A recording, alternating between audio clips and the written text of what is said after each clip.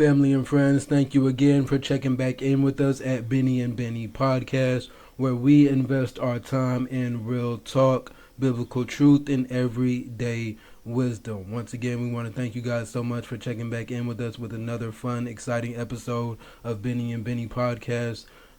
On today's topic, the topic is going to be the power of time management, taking control of your life. Again, that's the power of time management, taking control of your life. I am your host, Bennie Williams Jr. This here is my father, my co-host, Bennie Williams Sr.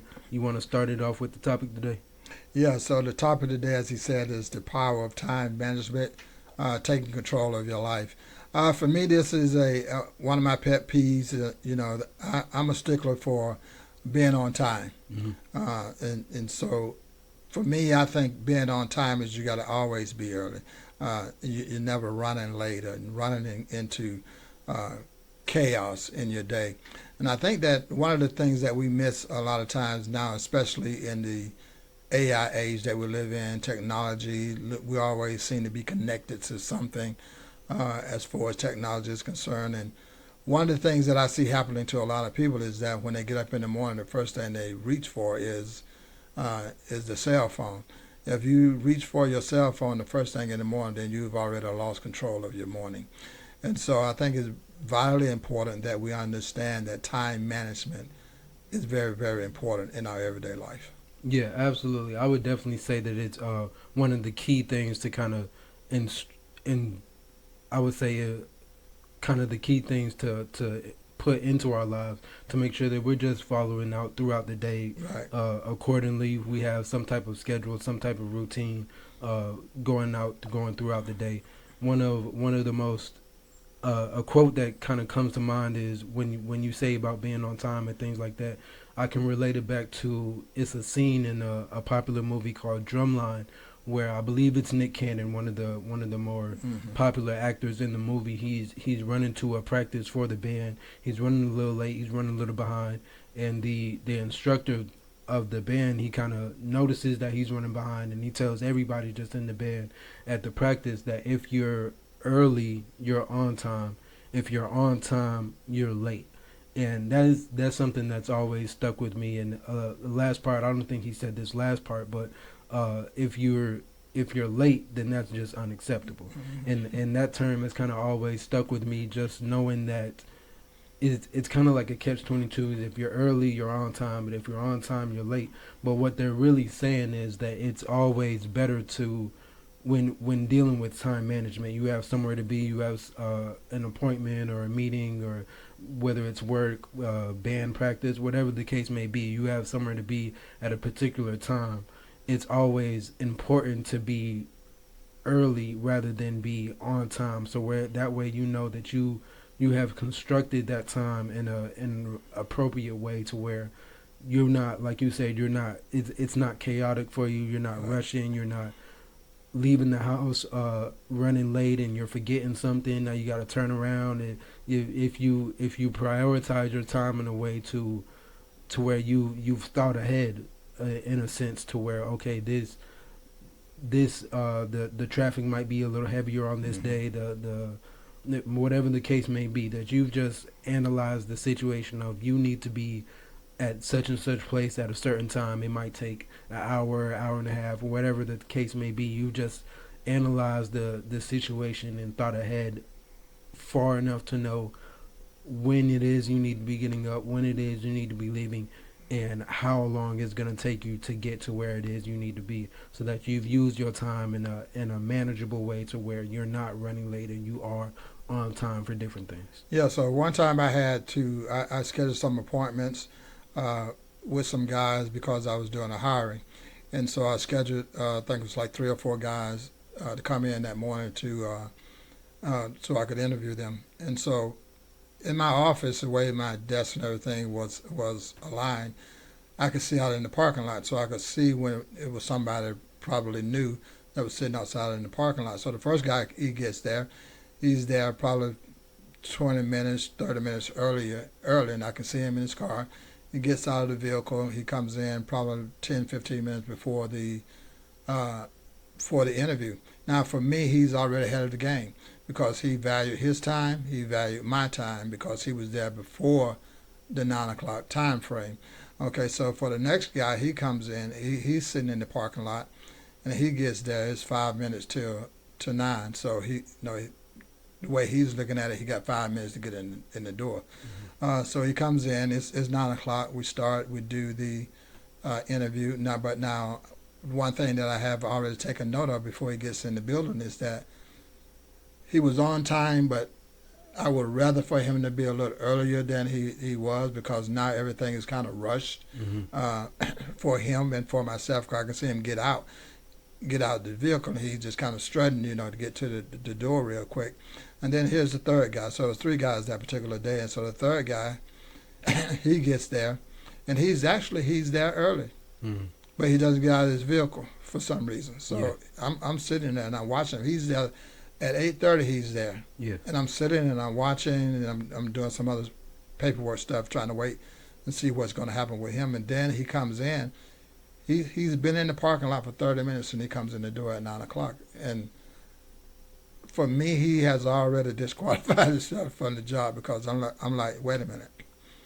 No, you came in here at 9 o'clock, even though you was here at 8:30. Yeah. So you don't value my time. You don't value your time. Yeah.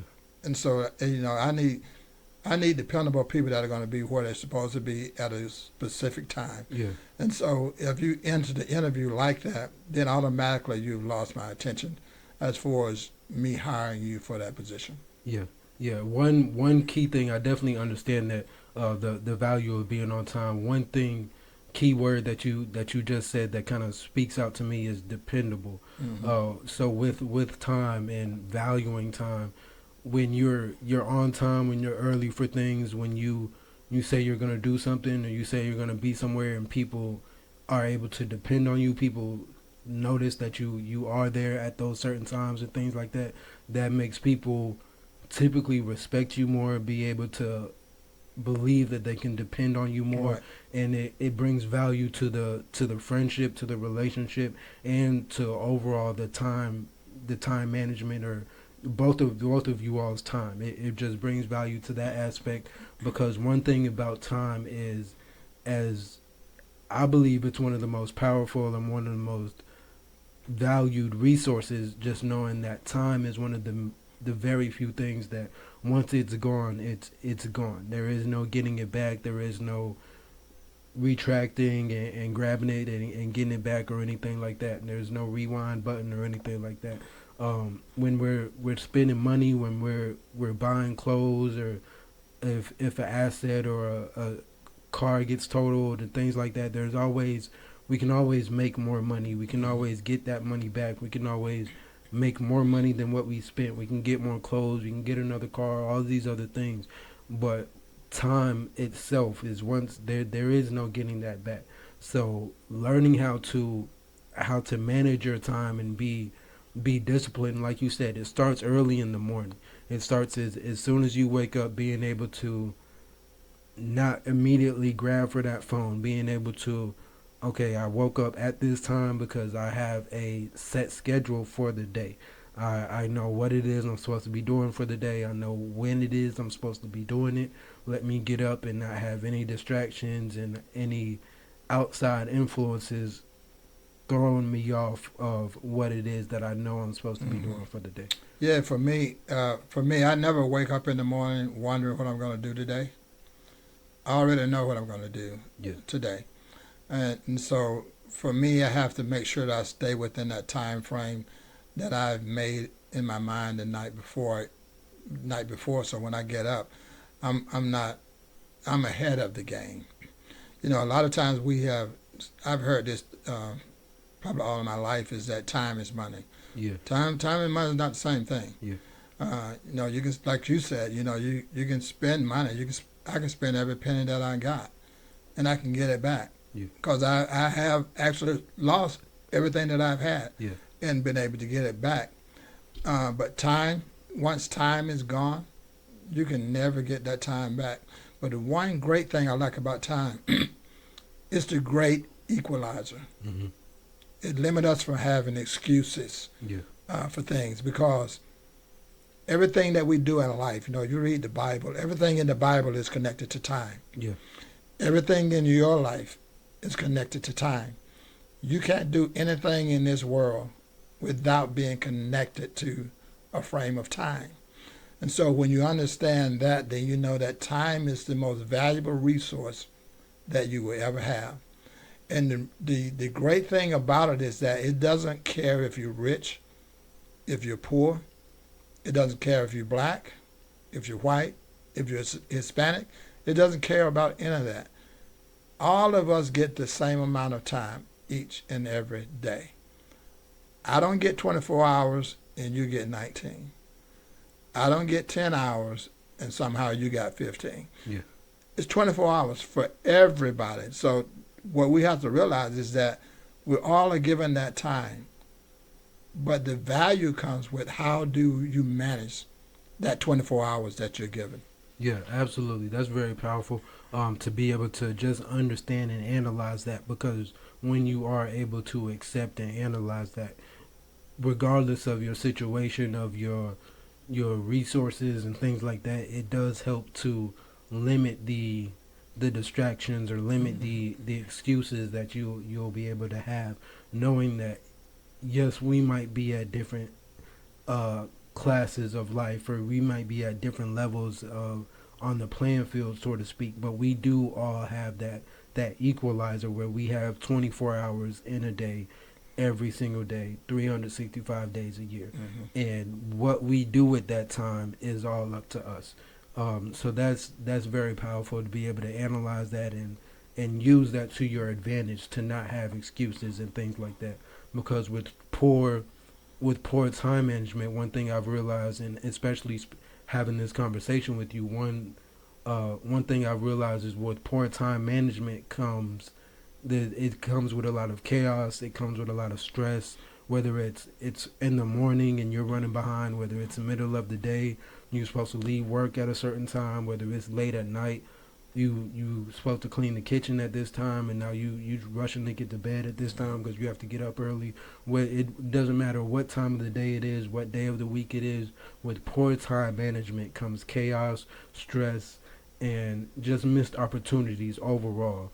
And when you have a more positive or a more good sense of time management, there's a lot of peace that comes with that. There's a lot of progress, and you're just able to accomplish things in a much better fashion than you would be if you were rushing, if you were looking around sporadic, if things were more chaotic, just because of the lack of discipline on your part.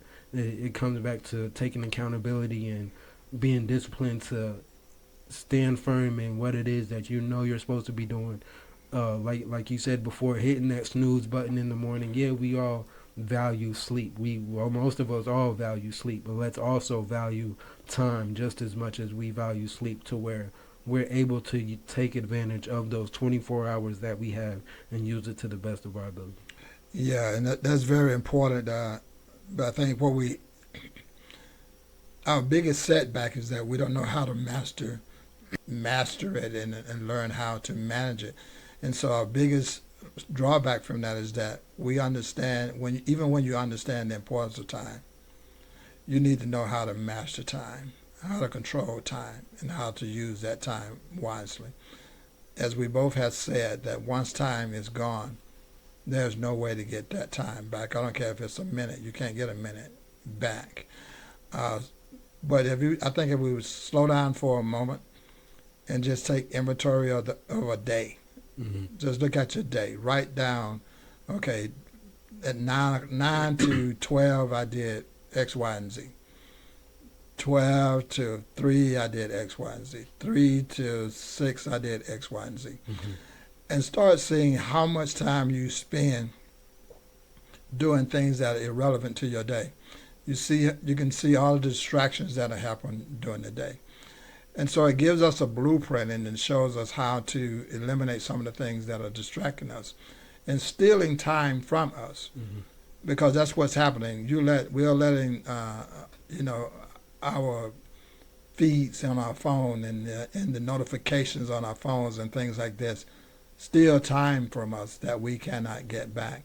And so when we do the inventory, we can look back and say, okay, this was valuable. This 30 minutes or this hour that I spent doing this were valuable. The things that I did for this other 45 minutes didn't have any value at all. So now we're able to look at that closely and be honest with ourselves and say, okay, I need to eliminate this from my life because it became a daily habit and it doesn't profit me at all. Yeah, yeah, that goes back to absolutely. That goes back to the distractions, like you said, being able to eliminate those things. And one thing in using time management, being able to master time, that's definitely something that comes with practice. It's definitely something that's not easy to master at all. But with most things, with practice, you can generally get better at it, and hopefully in due time master the aspect of managing your time wisely.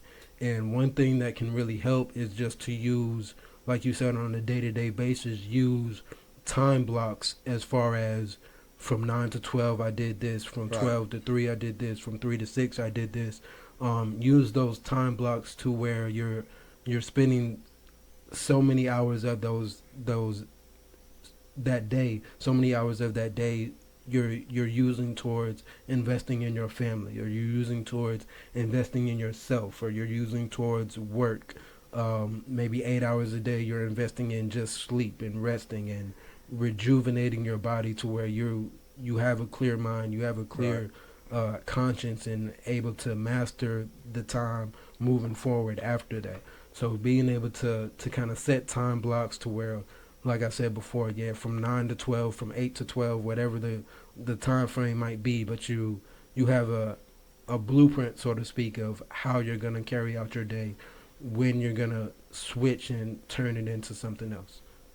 Yeah, and so I'm a businessman. So in business, one of my great benefits that I learned about time is that I had to plan my day the day before, what I'm going to do the next day, because a lot of the things that we did on the job was connected directly to a deadline, and there was no way to manage that deadline without knowing ahead of time what you're going to do in a given day.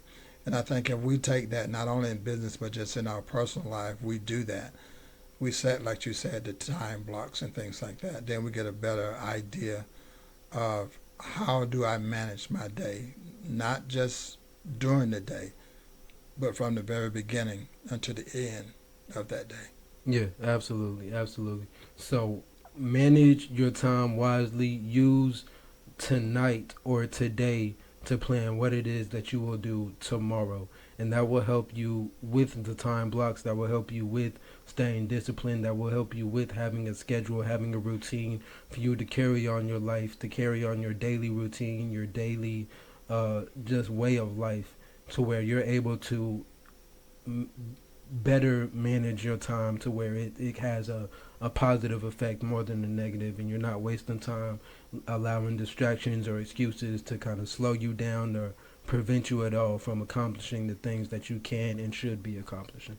So we appreciate you guys once again for tuning in to another episode of Bennie and Bennie Podcast. This was Real Talk, Biblical Truth, and Everyday Wisdom. We'll see you guys next week on YouTube, all the social media platforms, Instagram, TikTok, Twitter. We thank you guys once again. We'll see you next week. Peace.